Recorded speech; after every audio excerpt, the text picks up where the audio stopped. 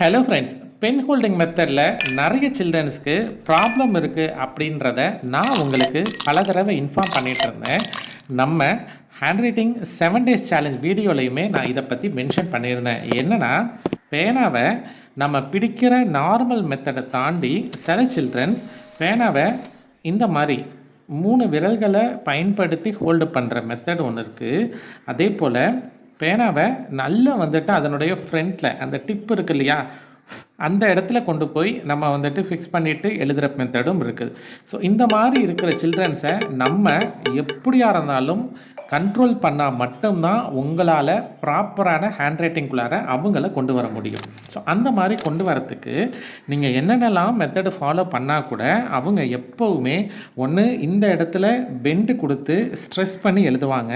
அப்படி இல்லை அப்படின்னா இந்த 3 விரலை பயன்படுத்தி வந்துட்டு எழுதுவாங்க. அப்படி இல்லை அப்படின்னா இந்த இடத்துல கொண்டு போய் பேனாவை ஹோல்டு பண்ணுவாங்க. இந்த 3மே தவறான மெத்தட். இந்த மாதிரி பண்ணுறதுனால ப்ராப்ளம் என்ன வரும் அப்படின்னா, இந்த குழந்தையினுடைய கை உங்களுக்கு கொஞ்ச நேரம் எழுத ஆரம்பிக்கும் போதே வலிக்க ஆரம்பிச்சிடும். ஸோ இதை அவாய்ட் பண்ணுறதுக்கு பேனாவை ப்ராப்பரான பொசிஷனில் பிடிக்கணும் அப்படின்றது எப்படின்னு உங்களுக்கு தெரியும். இல்லைனாலும் நான் திரும்ப உங்களுக்கு சொல்லி காட்டுறேன். இந்த 2 ஃபிங்கர்ஸ் தான் உங்களுடைய பேனாவை வந்து ஹோல்டு பண்ணணும். ரைட். இந்த 3rd ஃபிங்கர் பேனாவுக்கு அடியில் சப்போர்ட்டாக வரணும். ஸோ இங்கே பாருங்கள், 2 ஃபிங்கர் பேனாவை ஹோல்டு பண்ணியிருக்கு, 3rd ஃபிங்கர் பேனாவுக்கு அடியில் சப்போர்ட்டாக வந்திருக்கு. அப்போ ரிமைனிங் இந்த 2 ஃபிங்கர் நம்ம இந்த இடத்துல ஹோல்டு பண்ணி வச்சுட்டாலே போதும், நம்மளால் ப்ராப்பரான வந்துட்டு ஹேண்ட் ரைட்டிங்கை கொண்டு வந்துட முடியும்.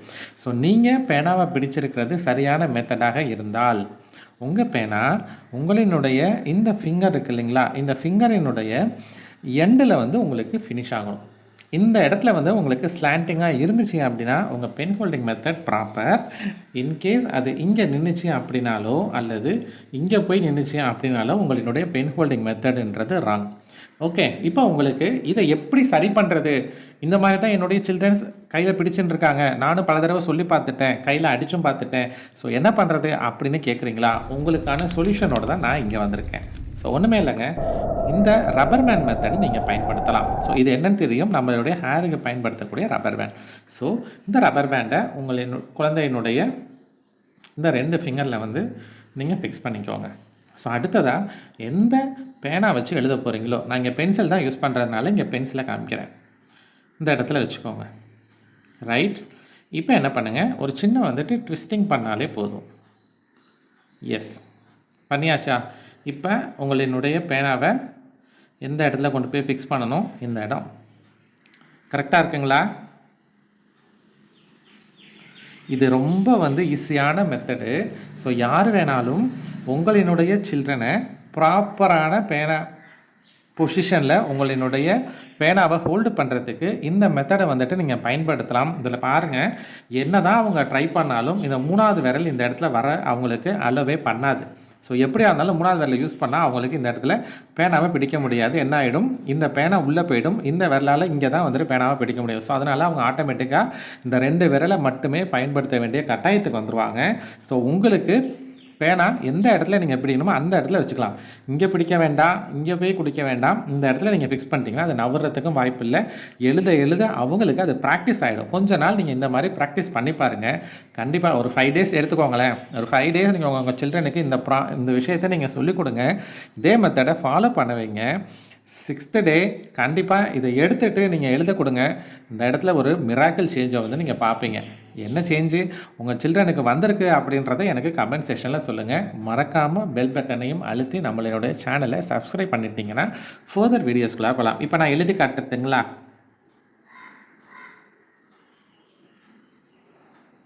டைட்டாக பிடிச்சிருக்கிறதுனால கொஞ்சம் கஷ்டமாக தான் இருக்கும், பட் போக போக இது சரியாயிடும். ஸோ நீங்கள் இந்த ரப்பர் பேண்ட் வந்துட்டு எதுக்காக நான் யூஸ் பண்ணியிருக்கேன் அப்படின்னா, குழந்தைங்களுக்கு நீங்கள் டைட்டாக போட்டுட்டீங்க, ஸோ இந்த இடத்துல வந்துட்டு பிடிச்சி எழுதும் போது அவங்களுக்கு இது வலிக்காமல் இருக்கிறது. அதுதான் நீங்கள் ஜென்ரலாக என்ன பண்ணலாம், இந்த மாதிரி ரப்பர் பேண்ட்ஸ் கூட வந்துட்டு யூஸ் பண்ணலாம். ரப்பர் பேண்ட் யூஸ் பண்ணி பண்ணுறது அப்படின்னாலும் பண்ணலாம், பட் இந்த மெத்தட் வந்துட்டு உங்களுக்கு இதையும் நான் ஒரு டைம் உங்களுக்கு பண்ணி காமிச்சிடுறேன். ஸோ இதே தான், ஃபிங்கர்ஸில் போட்டுட்டீங்க, நடுவில் உங்களுடைய பேனாவை கொடுத்துட்டீங்க, ஒரு சின்ன வந்துட்டு ட்விஸ்ட்டு, எந்த இடத்துல நீங்கள் பிடிக்கணுமோ அந்த இடத்துல பிடிச்சிக்க போகிறீங்க. என்னன்னா உங்களுக்கு ரப்பர் பேண்ட் வந்து குழந்தைங்க வந்துட்டு வலிக்குது, கையில் வந்துட்டு அழுத்துது அப்படின்னு வந்துட்டு கொஞ்சம் நேரத்துக்குள்ளாரே உங்களுக்கு ட்ரபிள் கொடுக்க ஆரம்பிச்சிருவாங்க. ஸோ அதுக்காக தான் நான் இந்த Black பேண்டை வந்து நான் யூஸ் பண்ணியிருக்கேன். ஸோ இந்த மெத்தடில் நீங்கள் ட்ரை பண்ணி பாருங்கள். 5 டேஸில் எனக்கான சேஞ்சஸ் என்ன அப்படின்றத சொல்லுங்கள். தேங்க்யூ. நன்றி.